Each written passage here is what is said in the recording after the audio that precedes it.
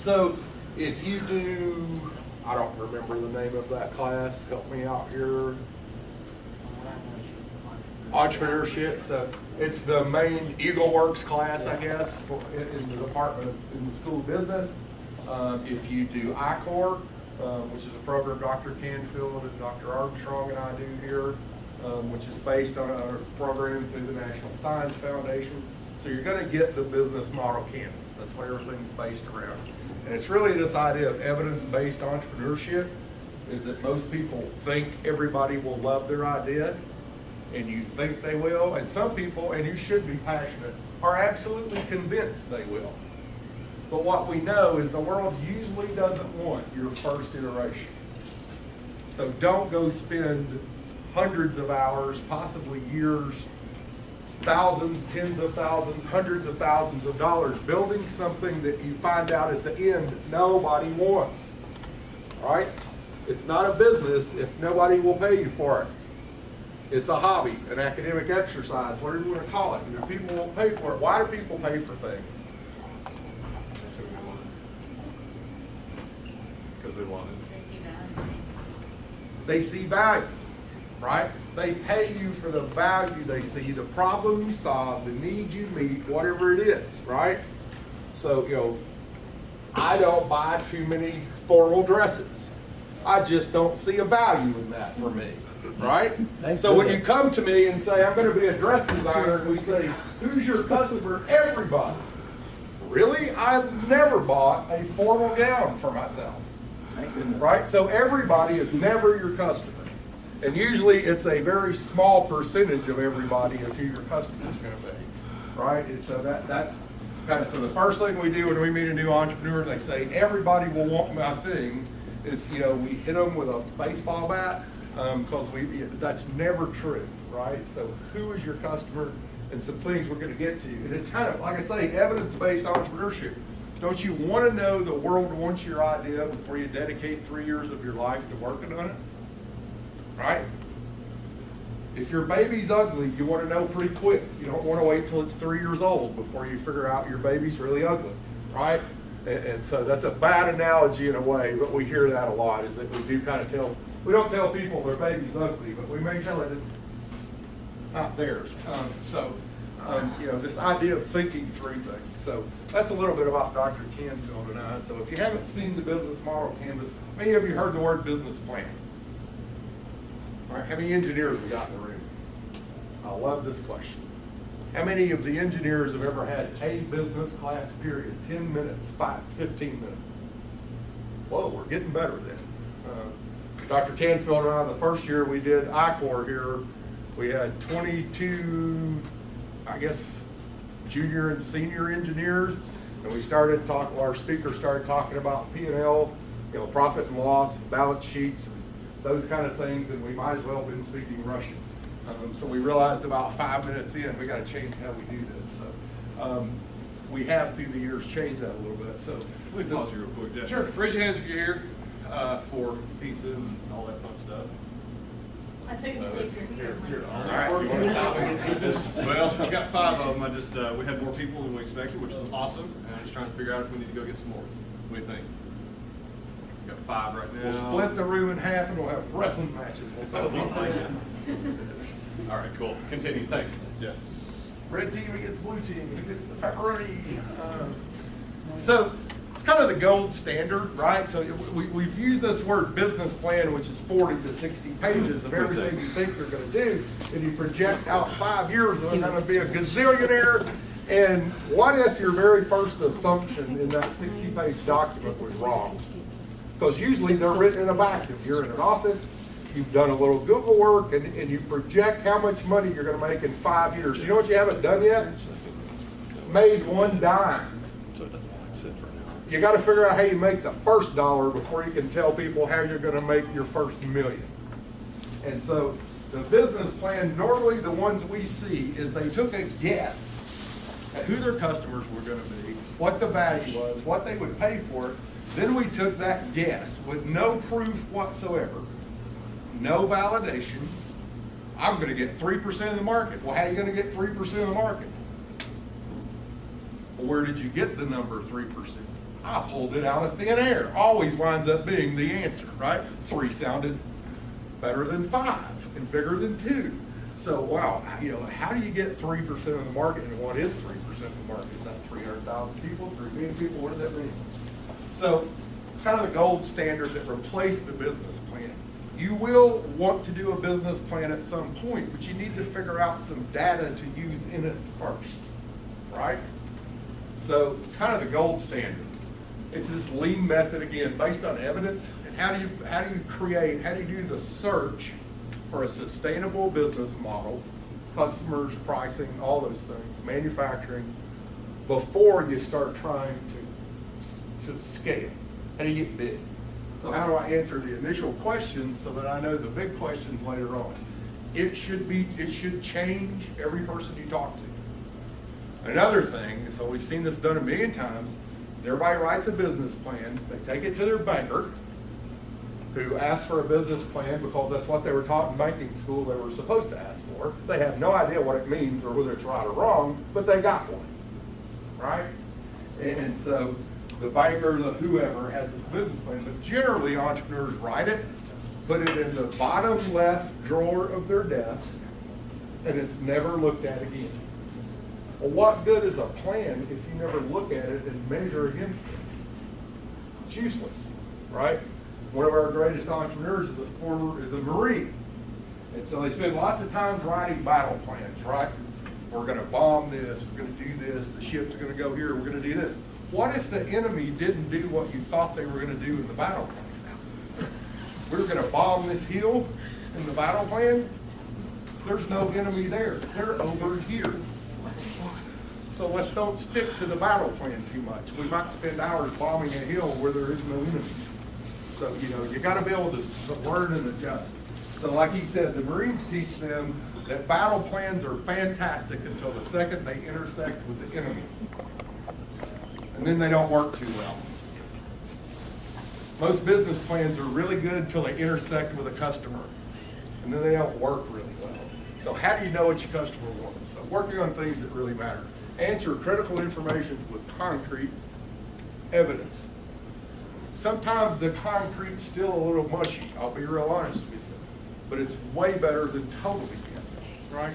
You never get, one of the things that's a hard transition to an entrepreneurial mindset for students is that you've spent most of your life in school where there's a right answer. You have a 100% right answer. Well, in the real world, in an entrepreneurship, you never have a 100% answer on anything, to be real honest with you. If you can get it to 80, 85%, and a little gut feeling put with it, that's as good as you're going to get. Go, right? If you wait around for perfect answers, Dr. Canfield's been through this with one of his inventions, right? If you wait around for all these perfect answers, you'll go out of business before you ever get up and going. So you got to be able to move and adjust. So the business model canvas is simply this. So we took what is typically 40 to 60 pages and we kind of boil it down into 9 sections. These are the things you really need to know. In your startup venture, usually the startup phase, the way we talk about it, is 6 months to about 3 years. But you're figuring all this stuff out. Can you build this product? Can you manufacture it at scale? All those kind of things. Then there's the customer side of all this. And so there's a lot to figure out. But it's basically based on 2 things. The right side is revenue, right? That's where we make money. The left side is where we spend money, more or less. That's the first basic assumption. What you really need to worry about, and what you'll worry about in relation, how this relates to EagleWorks. We want you to see this, and in a few minutes we're going to talk about relating this to the competition. Got to figure out who your customer is. Right? So who has an idea? They'll answer a couple questions for me. Who wants to volunteer? Tell you what. You want to pause real quick? You want to pause right there? Y'all think about that. Go get some pizza. You got 5 minutes for pizza.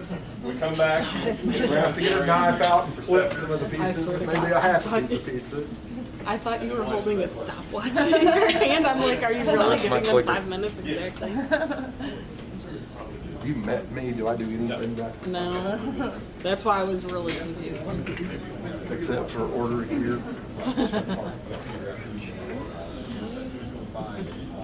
This looks dangerous. Yeah. It's about an 8 or 10 inch shell like you would use on a ship, I would assume. Could be just the point of a small rocket. But I think that's what it is. I don't think we're making weapons here. Oh, this is all on video. Everybody likes that room. Yeah. anybody here working on this rocket? Do you have questions? I want to Do be you there want when they answers? fire it. I'm a redneck with an education. I love building things.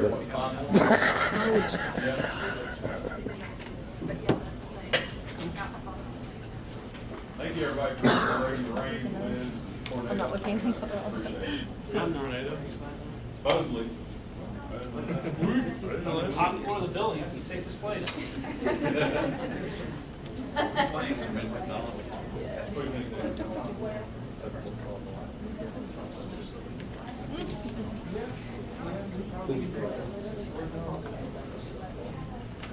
This is something like another way to eat. Yeah. You get 2 cheese and 2 pepperoni, please. Mo pizza. Can you get it? I wonder if anybody here works at the. I just come on over if that's okay. Okay.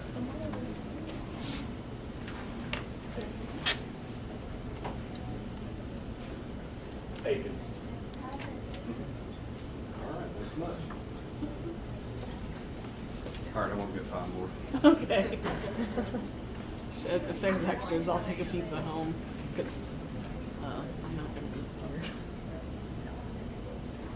Oh, I'm on fire. I'm so hot. Just close the door. I guess it's downstairs. Of course, if you just say pizza, it's short downstairs.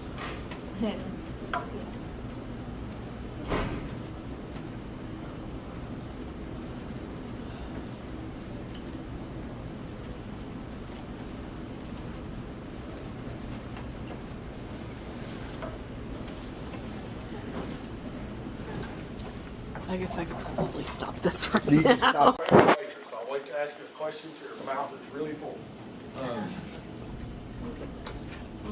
So who held their hand up? So they wanted to ask a couple of questions, answer a couple of questions. All right. So what's your idea in a nutshell? 1 minute version, right? Well, all right, I have to thank your fellow colleague here for setting me straight, because he asked me what I thought and he set me straight.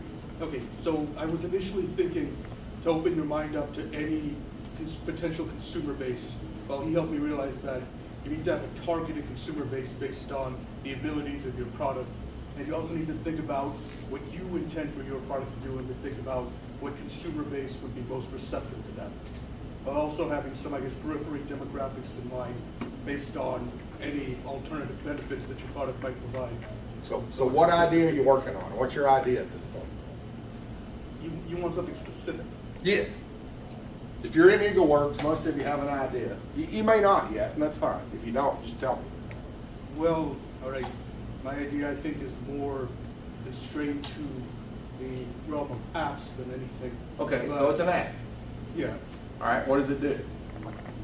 I'd like to find a way to, and this is part of the reason why I don't want to say it out loud, because I don't know if there's already an app for it. There's always new apps being made. Basically something that could consolidate current Yelp reviews or other reviews of products, combine them with the most closely available and cheapest, basically a database that consolidates all 3 criteria that most people look at: convenience, price, and reputation. Okay.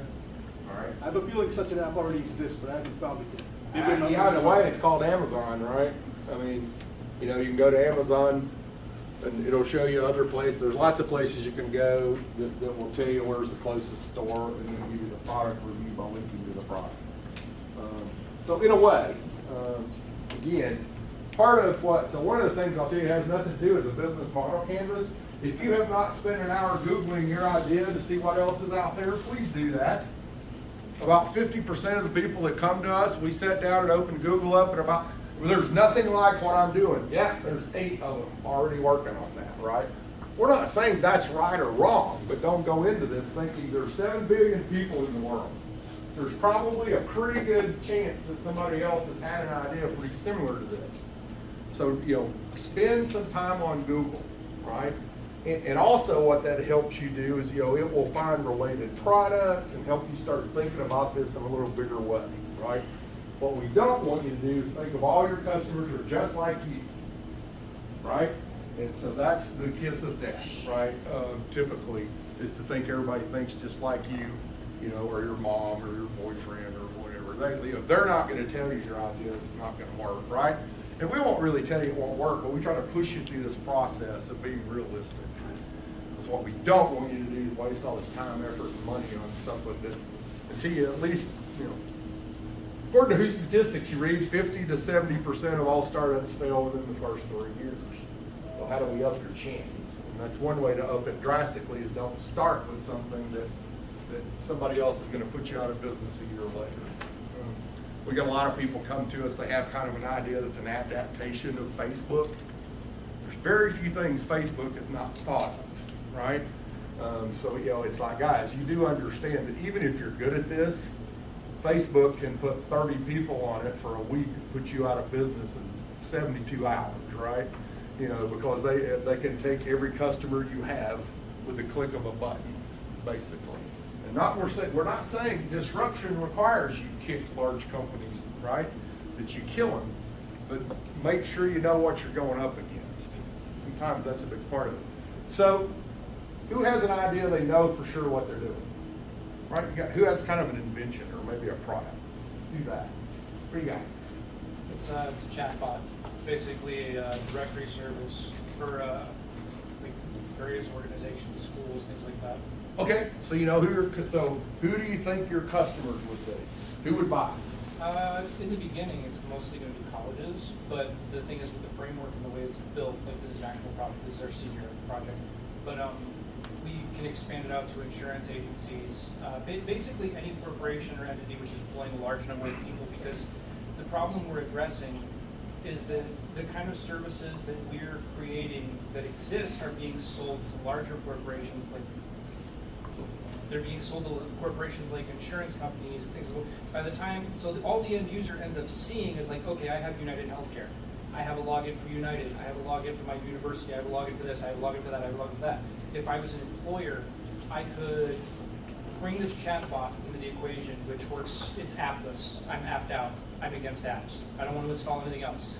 So you text message it, your question, is Dr. So-and-so in my network? It's an insurance question. It realizes what you're asking. It'll cross-reference with the database of providers who are in your insurance network, and it'll say, okay, so this one, this one, this one, this one, and then it'll tell you. And you don't have to go scooping through menus because that's the kind of information that should be readily available without a password. For students, you're asking questions like, where's the fit? How do I find my T number? Things like that. Things that can be referenced very quickly by giving them instructions without accessing their personal information. And we're essentially building the product we wish we had had our entire college career, because everyone says go to the website and the website's a hot mess. So, interesting, right? So most people do this your first time out. I ask you, what's your thing? What you never told me is what does it do for the person that pays you for it? What does it do for the doctor? What does it do for the college? You're wanting them to pay for it. What is the value to them?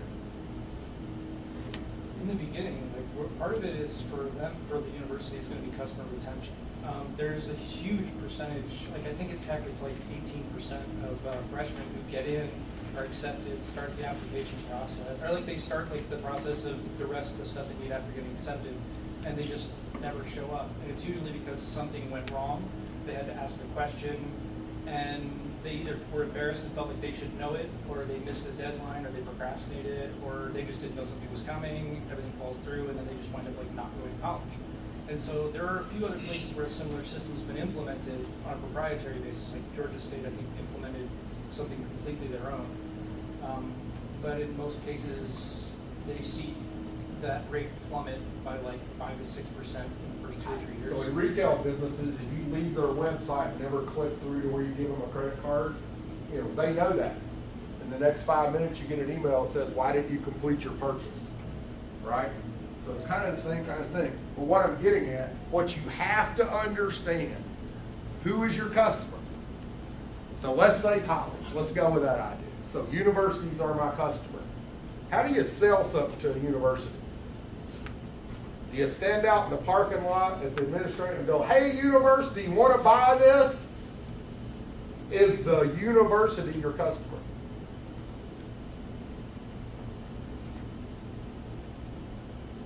Is it? Does the building say, yes, we'd love to have that. We'll get a check in the mail. Does the building answer your question? Does the parking lot? Huh? People are your customers, period. They may work at a university. Are they in the IT department? Are they in the admissions department? It is a person. It's Andrea, right? They have a name. They have blood going through their veins. They talk to people. They don't talk to people. They eat. They have kids. They don't have kids. Your customers are people. Until you figure out, it doesn't do you a bit of good to say hospitals are my customers.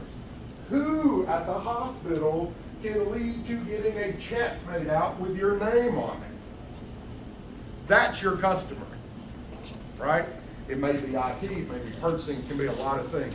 But quit thinking of institutions as customers, right?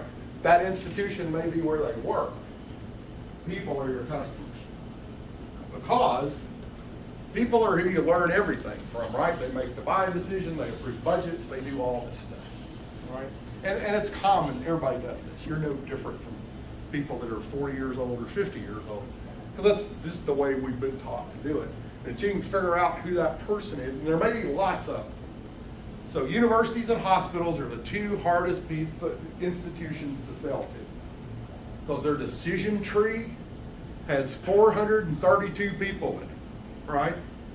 You know, yes, the nurses want this. Well, we got a director of nursing, we got a purchasing manager, we have a budget and finance director, we have a safety guy. And so you wind up having to convince all of them at some point, right? Kids' toys. Who's the customer in a kid's toy, or in a Tonka truck? Who's the customer? There's actually two or three, right? So you got to build a toy that the kid wants to play with. Who's going to buy it or approve it? Most 3-year-olds don't have a debit card that I'm aware of. So you got to build something the kid wants, but the parents will pay for, right? And any time in the real world, now I'm not old enough to have grandchildren, always add, if it's things like that, always add grandparents or a customer segment. Because grandparents buy the totally frivolous stuff, right? Parents will buy the toys that are educational or that kind of stuff. And as a grandpa, sure, I'll buy that. I always include. But to get my point, customers are always people, and so you got to figure out who that is. And let me tell you, sometimes that's really hard. School systems, high schools, middle schools, every county, city school system in America. I would almost say, do not start a company that you're based on getting their money, right? Because it'll take you 3 to 5 years to get your first sale. It's just the way it is.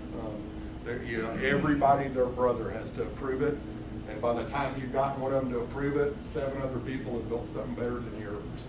So you get about 3 or 4 years in before somebody replaces you because they started on the sales cycle. So find things that are a little easier to deal with. Point being, people buy things. Why do people buy things? The value proposition. It does a job that they need done or fulfills a need that they have. That's value, right? So let's take cars. Can you buy cars for $20,000, $21,000? Yeah. So what does a car do? Point A to point B. They sell a whole lot more $85,000 Audis than they do $21,000 whatevers, right? Why is that? Status symbol. Perceived value, right? It's better engineered, it's gonna last longer, less maintenance, and it's a status symbol. So it had different, value means different things to different people. So what you gotta figure out is whoever that is you're trying to get money from, does it create value for them? That in essence is the value proposition. So what we want you to understand at this level, if you go through 10 weeks of I-Core, you get to go through this whole thing. But understand the customer segment and the value proposition for them, that's the thing you gotta figure out, right? Because what you don't wanna do is build something that has no value to anyone. Just, you're dead. I mean, and you're gonna have to so let's say you said universities, and in your example, universities and hospitals, right? So it's a little different value proposition to a university than it is to a hospital. Because in university, it may be retention, right? What you said. But to a hospital, maybe it's less phone calls, right? So it's saving kind of on the customer service side. So the value's a little different. A lot of times, the same product, the value proposition is different according to different customers. Like I say, the value proposition for a grandparent is, Cameron wants it, right? That's my value proposition. As a parent, they have a little different value proposition. Same toy, same end user. So software, great one. So, has a lot of different customer segments. You got users, you have approvers, you have buyers, right? It may be the accounting department bought it, and the service desk is actually using some of it, right? So there's all that stuff's what you got to think of, and you got to deal with those people. So basically, what those things and channels is just simply, how do people know about it? How do we, what are we going to do? Are we going to sell it online? Are we going to have retail stores? What is the channel of distribution? What is the channel of marketing? What is the channel of partners I deal with? All kinds of things. So those channels can be lots of different things. And then the customer relationship. What's our relationship with the customer? Is it online? Is it personal? Are we going to have a sales force that actually goes out and sits down with them? We're going to send them to a website. We're going to have an 800 number. What is the relationship with our customer? How do they find us, fall in love with us, and follow up with us? Right? So that's the customer relationship. Apple probably being the greatest company ever that people fall in love with, right? So I'm not a Mac dude.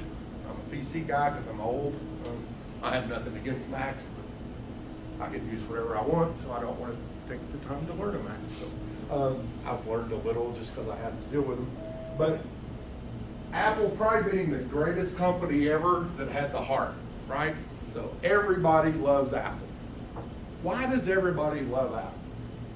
It's the largest company in the world.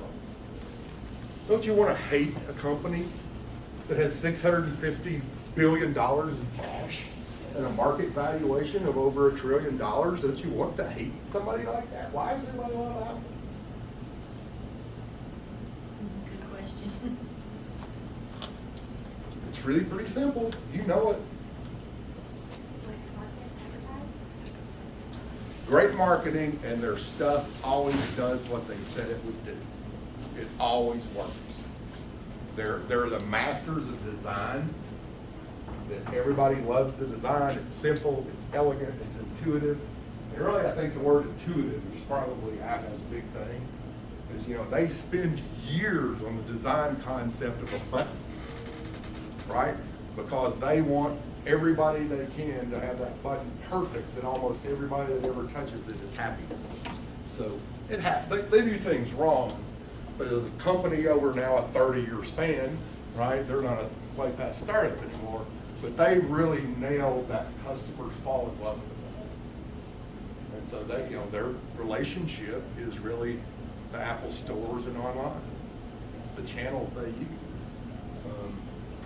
So that's the kind of thing we're talking about. So the rest of the business model canvas, and then all this relates to the revenue stream.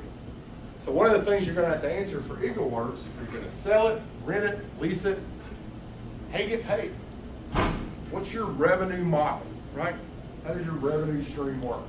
A lot of different ways to get there, but you need to figure that out each for EagleWorks. So we're not expecting you to be ready to go raise $5 million and launch a business. You don't have time. And you're not ready for that yet, but we're gonna kind of introduce you to it. So we tell people we're giving you kind of business model canvas and I-Core light. It's kind of what EagleWorks is gonna do for you. So that's how we want you to think. The left side is key activities. What things do we need to be doing, right? You know, building the product, building a website. What are the things we absolutely have to get done first? Because what we see is first-time entrepreneurs especially get off on tangents. So they're spending 5 hours a day doing a Facebook post. Great way to go broke. You're not doing the key activities you need to be doing. Facebook is important, but getting customers is more important. Getting your product out.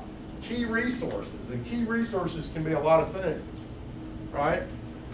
It can be money, it could be manufacturing capacity, but most importantly, it's people. Who's the team that's gonna help you figure out how to build this, ship it, sell it, all of these things. So key resources, what do you need to get this done? Do you need a patent, all right? What do you need? What do you need to get this thing done?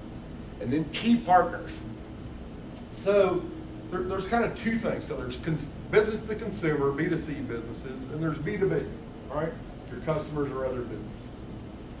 So in most B2B operations, and a lot of the consumer operations, great partnerships can take your business to a whole nother level, right? So if you were to, let's say you got your bot up and working, and Stanford announces they're partnering with you to put that into their whole system. Is that a key partnership for you? Absolutely, right? Or, you know, MIT or whatever. So anyway, that's the kind of partnerships we're talking about. Partnerships a lot of times can be a supplier. Your contract manufacturer, FedEx, right? The shipping people, UPS, those partnerships are extremely important. How are you going to get this thing to people? So those are the partnerships that really you don't think about, right? Everybody thinks, a lot of people come to us with their idea and they want to build a factory. They've got a great idea and may already have a patent or have something that's really some intellectual property that can be protected. But do you really want to go build a $20 million factory and hire 300 factory workers? Or do you want to keep marketing and building and creating and go hire a contract manufacturer to make this for you? That's what Apple does, right? Almost all of Apple's manufacturing is contracted to manufacturing companies. Their forte is not manufacturing. Is there another very famous entrepreneur that's having a few manufacturing problems? Elon Musk. He's 5 years in trying to figure out how to build 300,000 cars a year. That's really hard. Probably the most creative entrepreneur, possibly a little nuts, and certainly very wealthy of the last 20 years. And he's found out that's way the hell harder than he thought it was, right? To get people to make 300,000 cars a year is a hard nut to crack. And so he's still struggling with it and getting beat up with it every day. And so again, think about not necessarily you want to be a manufacturer, but you want to be the creator, the marketing, those things. And you pay somebody to build it for you. So those are key partnerships, and then cost. So if you've never been out in the real world of business, typically we hear people say, it's going to cost me $3 to build it. Maybe. Did you do the cost of labor right? So, you know, we see people do things like the cost of labor is they can build 10 an hour and I'm paying them $10 an hour. Therefore, I have 1 hour, $1 in each unit. Wait a minute. What about the hour a day that the law says you got to give them a break? Now they're not working 8 hours a day. You're paying them for 8 hours, but they're working 7. That's a 12% difference in your cost of labor on your product right there. You know, what about workers' comp insurance? What about all those things? So typically what we find is people say, I can build it for $2 and sell it for $3.50 and I'll make a ton of money. No, typically if you're going to make something, you need to be selling it at the consumer level for 3 to 4 times what it actually costs you to make it. There's your overhead, you may go through distributors, you just have all kinds of things. So, you know, when you hear somebody spending 79 cents to make something and you're paying $3 for it, that's really true. And it's not that they're getting nasty rich, right? That's probably just an acceptable profit margin that they make money and keep their investors happy. So cost structure is huge. And so what we see typically, we work with about 300 entrepreneurs a year. So typically we've decided we're 5 years in, so we're seeing patterns develop. So they usually overestimate their sales by about 4 times and underestimate their costs by about 4 times. So they're usually off by a multiple of about 16. That's a pretty good number. So yeah, you know, we're gonna sell $300,000 a year and it's gonna cost us $2. And in reality, when they actually get up and going, you know, it took them 4 years to sell $300 worth, and it cost them $4.50 a unit to make. So I mean, we just see that almost every day, and that's part of what we're here with our mentors and people to help you understand that.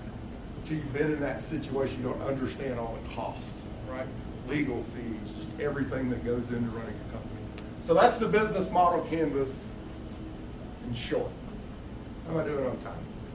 So you're here to win EagleWorks, right? If you're not here to win, go home now. I'm very competitive, and so you better be here to win, because I'm telling you, what we like to see is the competition to get better and better every year. And we have. We've been very happy with that. Michael's asleep in the corner. He's paying no attention to me whatsoever. So we've been really happy with the overall level of quality, and it's getting more and more competitive. Hopefully we can keep raising money to where we get to give you more and more money through the years, right? And so we want you to be competitive. And the hard thing at your age, for most of you, anybody been out and worked for a company for 4 or 5 years? Anybody got that experience? So it's a little different, right? You know? And so what we want you to do is understand, at the end of the day, you're going to win this thing with 2 things. There's a preliminary competition that I guess is Jen, who's talking about the written plan? Jen and Dane from SBDC. Okay. In 2 weeks. So you don't want to do the full-blown business plan because you don't have time. You know, you're probably taking 15 hours of classes and all this kind of stuff to get ready. But so the preliminary judges get a copy of your, so Michael and I refer to that as an executive summary. So that's a 4 to 5, maybe 8-page synopsis of a business plan. So you do need to understand these things need to be in your executive summary. You need to somehow in there, don't say problem identified, but address the problem that you're fixing for someone, right? We'll provide y'all a template for all this too, by the way. Yeah. Yeah, and I'm going to show you how it ties to the business model in a second. You've identified a customer segment. Even if it's wrong, you've identified one, right? It's not everybody, right? That's not a customer segment. Who's going to pay us for this thing? And a decent solution has been identified. Have any of you all ever heard the term minimum viable product? Yeah, so a minimum viable product is what's the least work we can do to solve the issue, right? Now, as engineers, we tend to want to overbuild everything. We want to build it out of titanium instead of aluminum. We want it to have 6 motors instead of 3. We want it to be available in blue, green, yellow, brown, and red. You know, we overbuild stuff, right? That's what engineers do, you know? We want to show how smart we are so that we build way more than we need to be building typically, because you don't know what your end product needs to be yet. So minimum viable product in this competition can be a lot of things. If you're building an app, there's lots of places out there you can go and kind of fake it where it looks like you have a working app, but you have nothing on the back end, right?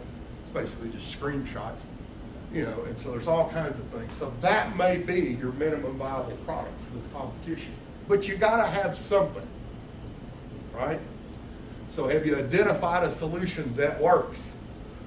So I am not a chemical engineer. So 3 years ago, Michael, we had a team made it into the finals, and Michael and I are standing beside a TTU professor that most of you would know, who goes, that is not physically possible. That breaks all the rules of thermodynamics. And so Nobody ever asked them that question. Could this thing even be done? Nobody ever asked them that question. Now you get asked that question, right? If you start saying you're gonna build a Mars landing module for $300, you're gonna get questioned on that now. Or you're gonna build, a hydrogen vehicle that, operates on 2 ounces of hydrogen for 3 years or something. You can't make claims that can't ever be done. So you gotta be able to justify it a little bit. Understand market size. Again, you don't have time or resources to say my market is 3.2754 people, but we want you to understand on an order of magnitude, right? We don't want you to say my market's 10 million when really we can take 20 minutes on Google and go, it's about 1 million. Don't be off by that far. Because the judges are gonna Google. When they get that executive summary, they get pretty serious about them, don't they, Andrew? Oh, yeah. They pick you apart. So it's much harder to win the preliminaries than it is the finals. I'm just gonna tell you, right? So the finals judges see your stuff about 10 minutes before they sit down. Preliminary judges have it for a week before they judge you. So you gotta make your written stuff match your pitch because of the preliminaries. It's not gonna happen in the finals. The finals are just a repeat of your preliminary pitch. So, and then when you say, I'm gonna say, so how many people know what a go-to-market strategy is, right? Gotta have some kind of strategy. I'm gonna have Amazon distribute it, right? Or I'm gonna advertise through social media. You can't just say, I'm gonna sell 3 million. Well, how? How are you gonna educate people on how to use it? How are you gonna get them to sign up and buy it? And then the revenue model is, like I said, it could be rental, it could be sales, it could be software as a service. Software, you can pay me $1,500 a year, or I would much rather you pay me $150 a month, right? We really like recurring revenue streams. We really like that. There's some numbers bouncing around out there that about 18% of the people that sign up for something that's a recurring monthly software fee will pay for it for up to 2 years after they quit using it. It never occurs to them to cancel the account. I'm not saying you need to build a business around that idea, but it's not too bad if you're the one getting $39.95 from 500,000 people that don't ever even open software. My guess is with people like QuickBooks and some people like that, that's probably an even bigger number. So anyway, how do you get money into your pocket? Right? So revenue model is really simple. How do I get their money into my pocket? Think of it that way. Don't overcomplicate it. And some idea of pricing goes with that.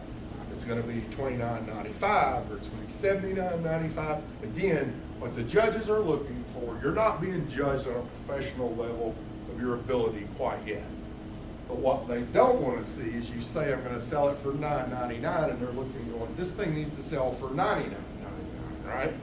So you want to be realistic. That's really, the only time we see them kill you on that is when you're just so far off, they're like, that is ridiculous. Now, they're not going to argue over $29.95 and $39.95 because nobody knows that at your stage. But if you say $199.95 and the judges go, that's worth about $30, then you got an issue.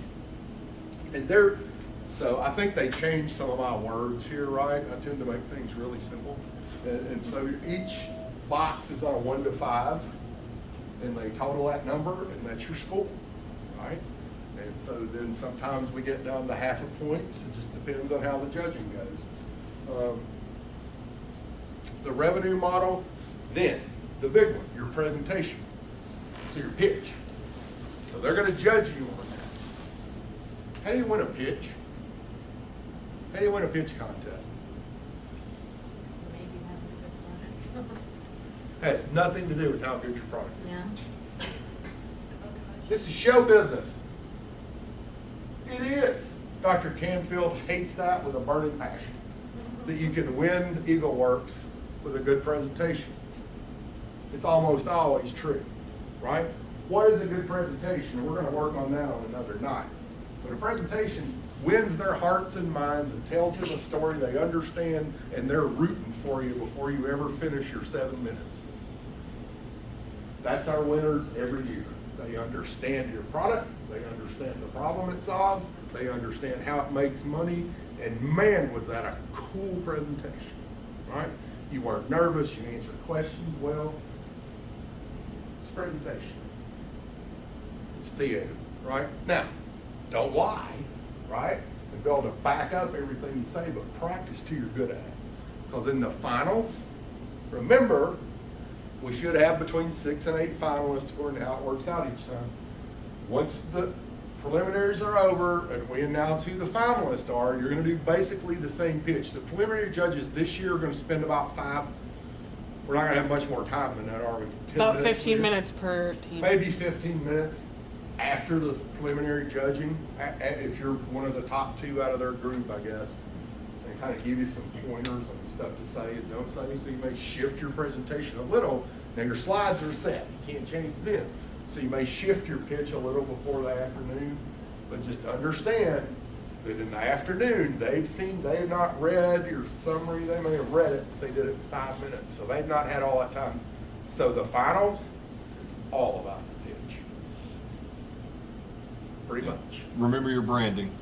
Remember your If you branding, didn't come to right. branding last week, watch the video when we post it tonight. Be a little cool, right? So your name shouldn't be, briefcase in red. Don't describe your product as your name. So we've had that a lot, Team A. Ooh, that's exciting. You put a lot of creativity into that, right? Yeah. So what was the one we kept having repeated every year? Oh God, what was it? What, the thing that we had to repeat constantly? We had somebody name their company that every year, and it was like the lamest thing ever. Oh, yeah, I can't remember right now, but Yeah. it was lame. Be creative. It was like Smart Guys or something. Yeah. And it's like, seriously, come up with something better than that. But, so this relates it quickly to the business model canvas. I'm almost on time. So really, when you look at the rubric, they're talking about understanding the value proposition and solving the problem. Customer identified is, have you identified real customers, right? You're not saying everybody, and you're not, and you haven't figured out exactly, but you've narrowed it down a little, right? You know who you're solving the problem for and what value it creates for them. And that's part of the solution, and you've developed some kind of minimum viable product.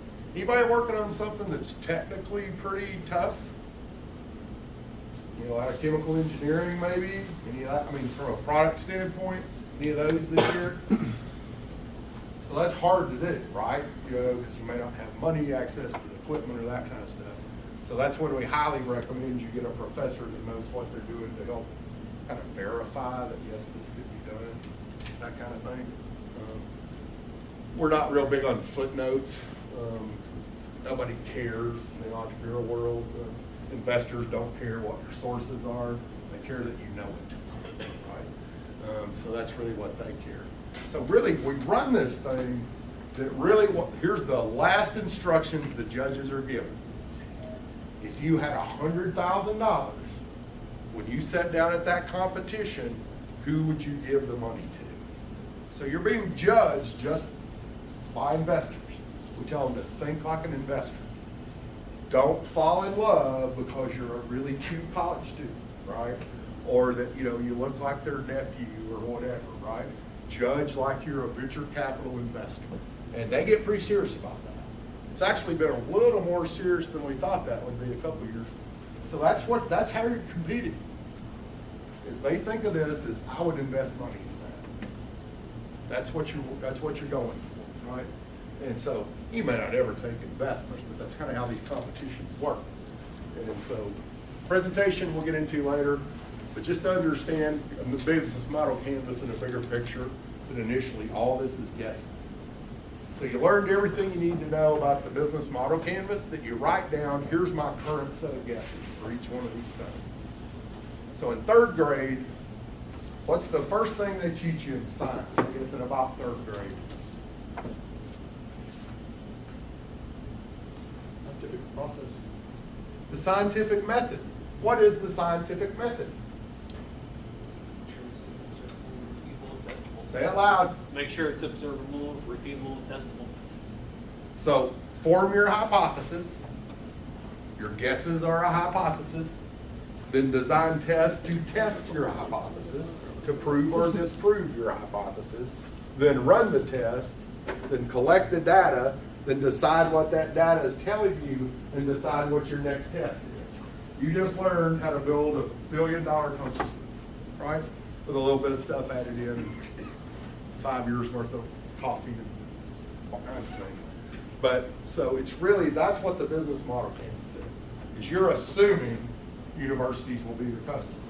So the greatest story I'll end on was 2 tech entrepreneurs, Tennessee Tech, graduated, worked in our co-work space for 9 months, right? They were also working for me, so I hired them to teach some youth innovations and things like that. So their idea was basically an app, a web app, mobile app. They both, one of them went to the Iron Yard front-end developer school in South Carolina, came back, so it was an app called, I've forgotten the name of it.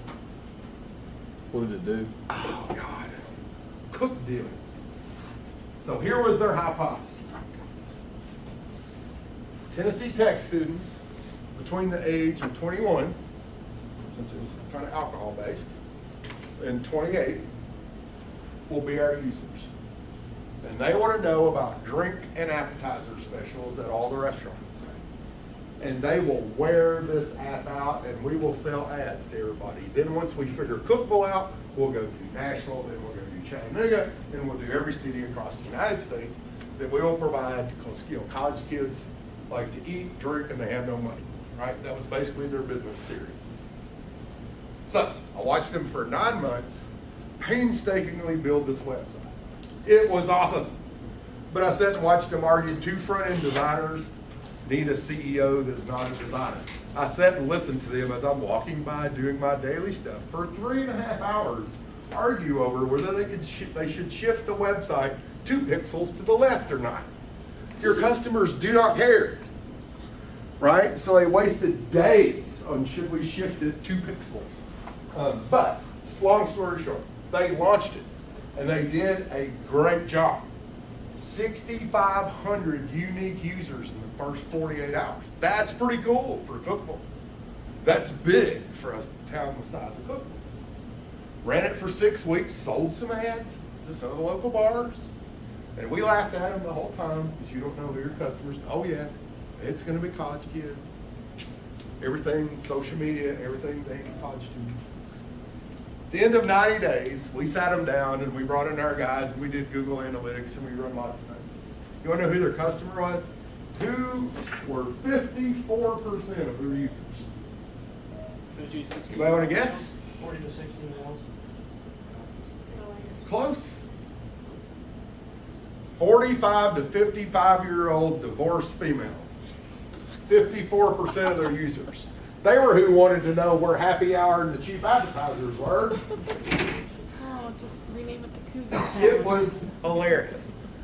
Point being, that's what we're trying to tell you. Be careful what you assume. They found a market, but it was so totally different from everything that they assumed, that they guessed. It was just too funny. I think 14% of college kids, basically 14% of their usage was college kids, roughly. I don't remember. It's way under 20%. Anyway, it was one of the great learning lessons ever. We all had a great laugh and took them out to eat and all that good stuff. Just was ran all those analytics. They worked on it a couple of years, made a little money. One's in Colorado now, who knows who the other one is. Anyway, so any questions real quickly before we go? On the rubric especially, right? So what we want to know, we're here for the purposes of EagleWorks. So as you start working for this, you know what you're trying to answer. What do the judges want to see? I will see more of you. Maybe, if you show up. Yeah. This is awesome. Good showing tonight. Yeah, Y'all great comfortable crowd. with everything? Did this help? Make sense? Yeah? All right. Yes. Will those be online, like the layouts? Yeah, we'll stick it up there The rubric? tomorrow. Yeah. Oh, the Rubric is already I up think the there. rubric's already Yeah. up. The big, like the business model. The business model account, we can put that up. Yeah, we put that up You there. can Google it, you can get it a bazillion Okay, places. Yeah, like I will literally go out and Google it to post it, so. Okay, Yeah. all right. But yeah, we'll post it for you. We'll put over, if you're looking at it on desktop over on the right, we got important links, we'll stick it up there for you. Yes. What was the app called? The app, Yeah, is it still up, or app? Cook. oh, that, Cook deals, I think. yeah, something like that. That's Oh, been it is? probably 3.5 years ago. It's probably shut down. What's the deadline to enter the competition? Go ahead and register. We're probably cut it off at the end of March, or at the end of February. So we got a few more weeks, but we may keep it open a little bit longer. It just really depends on what our trajectories are looking like. But go ahead and just go ahead and We can register. kind of let more, but we may have to do another judging group, so we Right. probably have to pick a dead spot and say, Yeah. this is how many judges we gotta have. Yeah. Business plans are due mid-March, so Right. mid-March is absolutely the last time to Yeah. register. Yes. This might kind of tie to the Cook app. You all said you've been doing this for a couple of years. Since the beginning that you've done this, and I guess this would apply to your first couple, which one's been the most successful so far? The one that still has the most legs? So there's a couple of them, right, that started out of EagleWorks or before EagleWorks. Actually, the most successful one probably started before EagleWorks. So it was originally called, it's not even what they call it now, I don't think, it was SafeServe. So it was basically a verified driver's license for bars and places that sell cigarettes for age-appropriate sales.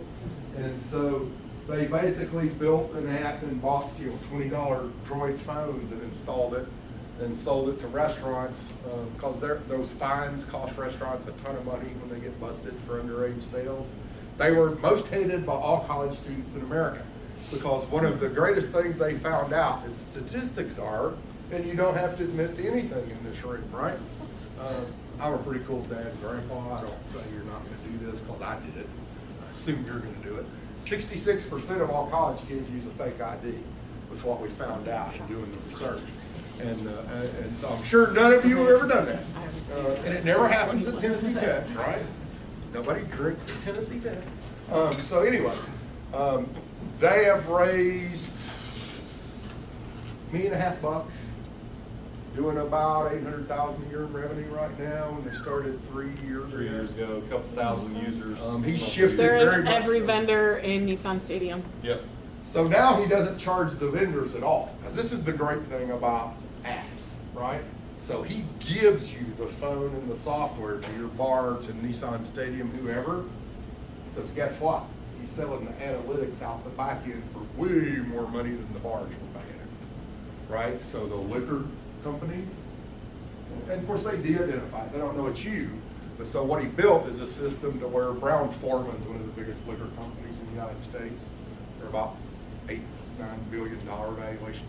So they can look at Nashville and go 25 to 35-year-old males in Germantown and Nashville are buying more bourbon tonight than they are tequila, right? So it's really interesting on that. So they're paying him a fortune for that data.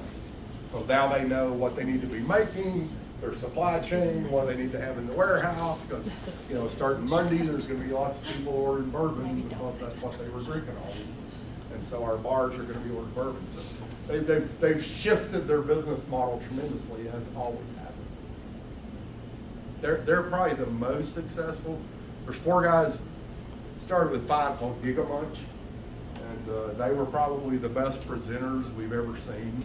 So they won every competition they ever pitched in. Because you talk about some guys that could pitch, right? They were hilarious. They never met a stranger. They were as comfortable in front of 5,000 people as they were sitting in front of you. Didn't faze them in the least. And they're doing pretty well. I mean, they picked a really hard space in food. Very competitive. What did they do? So they deliver international-based meals to your house. So they sell a food experience. So if you order, so like this week could be Taiwanese food, right? Pick a country. And so they take someone who's come to Nashville from Taiwan, use their family recipes, deliver it to your house in a box that keeps it pretty warm. That's been a big deal, figuring that out. And there's a scroll It'll tell the significance of that meal, the cultural significance, the language, translate the words for you, and you go to their app and download music from that area that they would play at dinner and play that while you're having dinner. So it's kind of a cultural experience for food. And so you may not be able to afford to go to Vietnam, but you can experience Vietnam for a night, including the food. Pretty cool. It's a weekly subscription. It's weekly. It's not I mean, it's roughly $35 for 4 people. I mean, it's not extremely expensive. It's affordable. Now that's a tough one, man. That's You know, logistics, though. oh, logistics. Yeah, was logistics horrible. is their problem, and they didn't want to listen about. And they didn't want to listen. So, you know, so now it was so funny. So those kids lived with me. My wife knows them all. They text her still once a month. You know, we spent so much time with them. Well, there was one of them, his last name was Brown. And people were going, is that your son? Because they saw us together. So, I mean, literally, we wouldn't want to guess how many thousands of hours we all had in working with them. Then, because I remember telling them one time, guys, you're worried too much about the app, right? Can you get customers? Do people want this food? So they came back, this is funny. About a year after they moved to Nashville and really got their butt kicked by the big city and investors and just all kinds of things, they came back and said, you know, all those afternoons we sat there having coffee, the things you told us to do, and we ignored you, yeah, you were absolutely right. So that was a good conversation, but they're doing pretty well. I mean, they're probably right now at $600,000-700,000 a year in revenue. They're growing very fast, so when you're growing, you don't get to pay yourself, because all the money goes back into growth. So I mean, That's Sweet of Your Moon, you started Mhm. that as a delivery. And, yeah, that's good. so these guys, you know, so now they have real numbers. They can tell you how much churn they get, you know, how many people sign up and drop out every month. And so I think they've got a really fairly low churn rate. So I mean, they're doing a good job once people sign up. So it's not bad. Delivered on the same day? Monday. Yeah, so they have lunch. Yeah, because obviously that's a big deal to get out thousands of Do they have a meals. kitchen? that They share a commercial kitchen. they cook? They're actually they're next. Yeah. So That's there's- sweet. It's not really a shared kitchen here. They're actually trying to raise the money to build their own kitchen and raising the money to go tackle Atlanta next. So I guess to summarize, Giga Munch and Bad Card Busters are most successful there. Yeah, Yeah.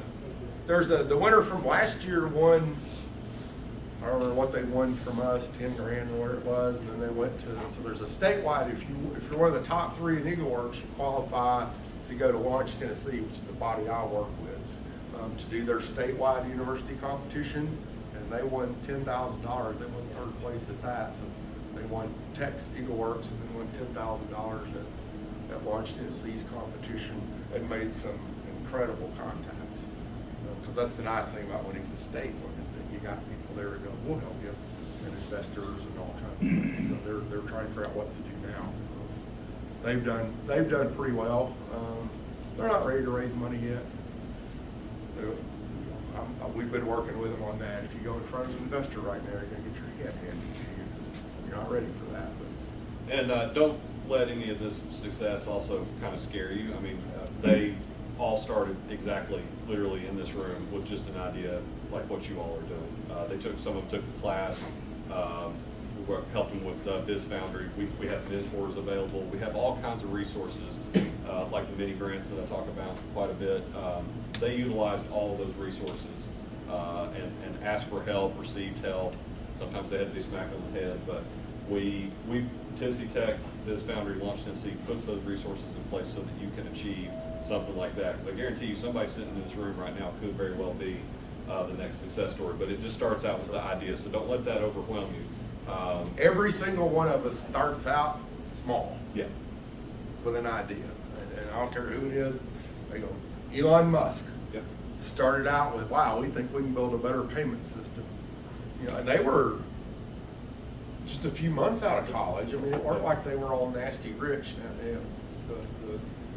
They raised money pretty fast, but I mean, those guys started with basically an idea started at college. What other questions do y'all have? Are y'all excited about this? Yeah?